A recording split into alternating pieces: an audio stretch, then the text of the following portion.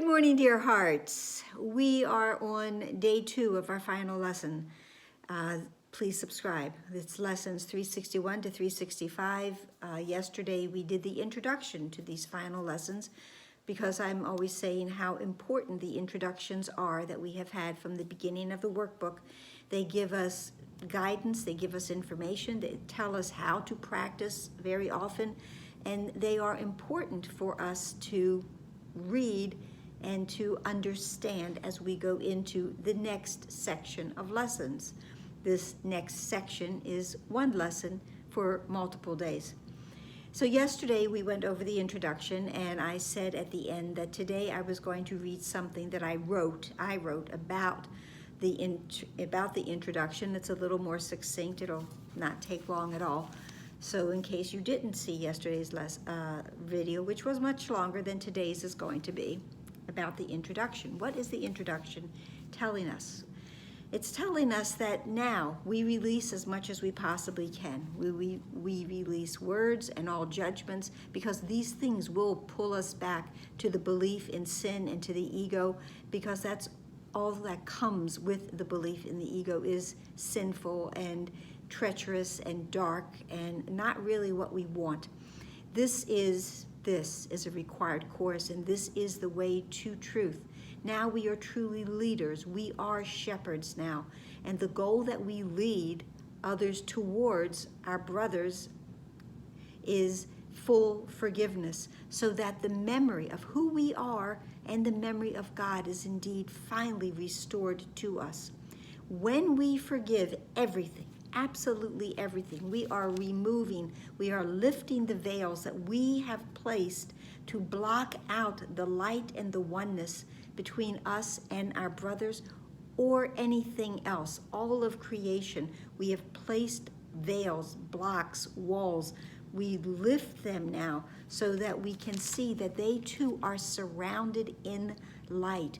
And now we are able to understand and fit everything into all of creation, this puzzle that perhaps it has seemed like. Now all the pieces are beginning to fit into a space and a way that we can see the completion, which when this happens, we again will indeed know the memory of God, which is another way of remembering what our function is, and we will be able to identify salvation. We will complete this year receiving what we have been promised, and that is forgiveness. And forgiveness and salvation indeed are synonymous. We will reclaim our sanity, which we mistakenly gave away to the ego. We are now coming out of the insanity of the ego and coming back into the awareness of our true minds, our sane minds, our reason, which when we did that, it was merely a mistake. So we come to our Father and ask for the assistance to learn and to know and to remember His ways, the ways that are real, the ways that are true, the way that is truly our way. And we indeed are the way and the light. And that is who we are. So now the title of this last lesson is, "This holy instant would I give to you. Be you in charge, for I would follow you, certain that your direction gives me peace." I'm going to blend each line in with a previous lesson because it makes so much sense.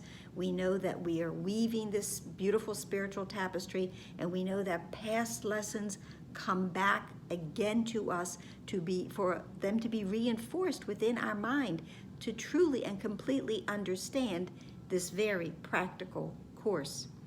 Now, this holy instant, the holy instant is mentioned so many times throughout this course, through the text, the workbook, the manual for teachers.